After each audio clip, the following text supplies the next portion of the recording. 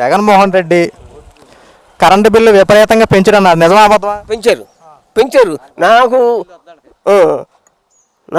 200, 160 అట్ట వచ్చే బిల్లు 460.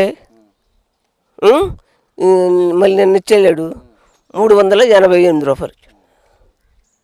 ఏ జగన్ అన్నావు మరి? అట్లాగే మరి అది ఏముందండి, అంత వాళ్ళ చేతుల్లో పనులు, వాళ్ళు ఏది చేస్తాడు.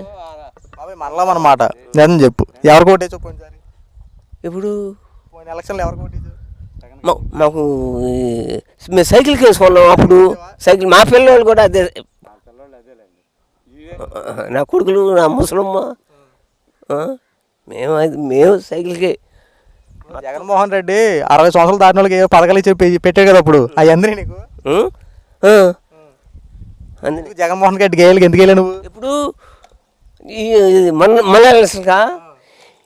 మన ఎలక్షన్ జగన్మోహన్ రెడ్డికి వేస్తానికి మాకు కుదరరా. ఎందుకంటే మా పిల్లోళ్ళు, మా ఆవిడి ఏమయ్యా ఇన్నాళ్ళు మట్టి ఆయన చంద్రబాబు చేశాడు కదా, అప్పుడు బాగానే ఉంది.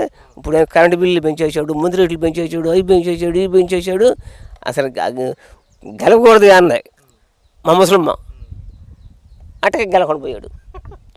11 సీట్లే వచ్చినాయి, మరి 11 సీట్లు వచ్చినాయి. అయితే అంతకుముందు అయితే ఫస్ట్ నుంచి మేము తెలుగుదేశం మనుషులమే.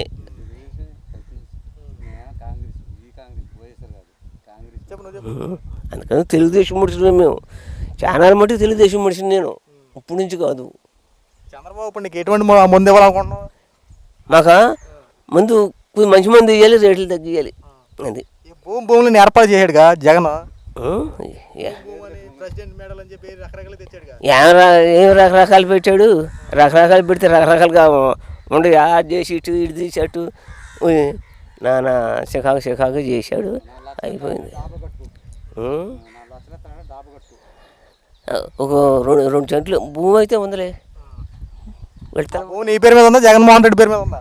భూమి జగన్ రెడ్డి వేసుకుంటుంది నా భూమి. మన ల్యాండ్ టైటింగ్ యాక్ట్ పెట్టాడు, యాక్ట్ పెడతాడు. మాది నీ పేరు మీద ఉందా? నా పేరు మీద ఉంది. ఆన్లైన్లో చూడాల, ఆన్లైన్లోకి వెళ్ళా, చూసుకోసారి ఆన్లైన్లో చూడాల. కొన్ని ఇప్పుడున్న గత ప్రభుత్వంలో కొన్ని అవకతవకలు జరిగినాయి. పేరు మాత్రం నీ భూమి నీది, అది గవర్నమెంట్ ఆధీనంలో ఉన్నట్టు కొన్ని వాస్తవాలు వచ్చినాయి. అవి నిజమో కాదు ఒకసారి చెక్ చేసుకున్నావా?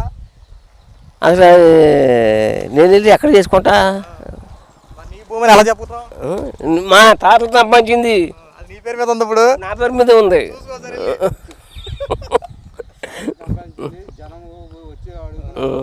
ఓకే బాబాయ్, థ్యాంక్ యూ, బాగా మాట్లాడు.